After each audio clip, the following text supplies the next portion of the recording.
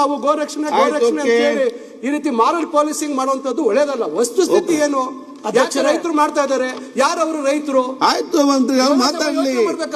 Opinion ಅಲ್ಲ, ವಸ್ತುಸ್ಥಿತಿ ಇದು. ಮುಂದೆ ಮಾತಾಡಿ.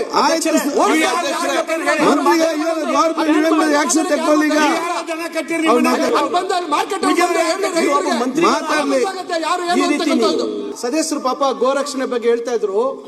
ವಾಸ್ತವಾಂಶ ಸ್ವಲ್ಪ ಅರ್ಥ ಮಾಡ್ಕೋಬೇಕು. ನನ್ನ ಕ್ಷೇತ್ರದಲ್ಲಿ ಮೊನ್ನೆ ಒಂದು ಹೈನೋದ್ಯಮದಲ್ಲಿ ಇರ್ತಕ್ಕಂಥವ್ರಿಗೆ ಆ ಕಷ್ಟ ಏನು, ಅದ್ರ ನೋವೇನು ಅಂತಕ್ಕಂಥದ್ದು ಗೊತ್ತಾಗುತ್ತೆ. ಮೊನ್ನೆ ಅಲ್ಲಿ ಯಾರೋ ಗೋವುಗಳು ತಗೊಂಡು ಹೋಗ್ತಾ ಇದ್ರು ಅಂತ ಹೇಳಿ ವಿಡಿಯೋ ಮಾಡ್ಕೊಂಡು ಹೋಗಿ ಅವ್ರನ್ನ ಹಿಡಿದು ಪೊಲೀಸಿಗೆ ಕೊಟ್ಟರು. ನಮ್ಮಲ್ಲಿ ಒಂದು ದೊಡ್ಡ ಸಂತೆ ಇದೆ, ಪ್ರತಿ ವಾರ ಅಲ್ಲಿ ಒಂದು ಏನು ಹಾಲು ಕೊಡ್ತಕ್ಕಂಥ ಹಸುಗಳು ಅಥವಾ ಬೇರೆ ಇದಕ್ಕೆ ಹೋಗ್ತಕ್ಕಂಥದ್ದಕ್ಕೆ ಹೋಗುವಂಥ ಹಸುಗಳಲ್ಲಿ ಮಾರಾಟಕ್ಕೆ ಬರ್ತಾರೆ.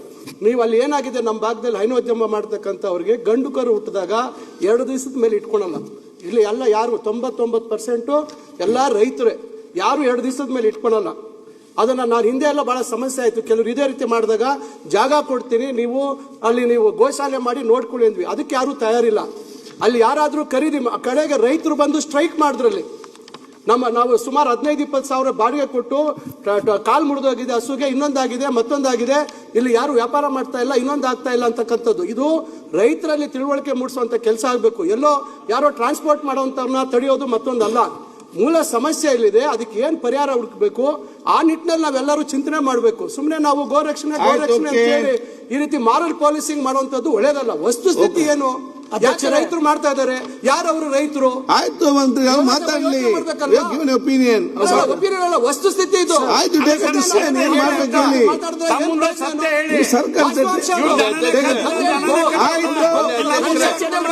ಮುಂದೆ ಮಾತಾಡಿ.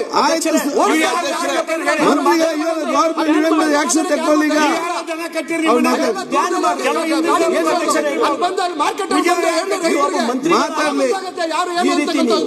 ಮಾತಾಡ್ಲಿ.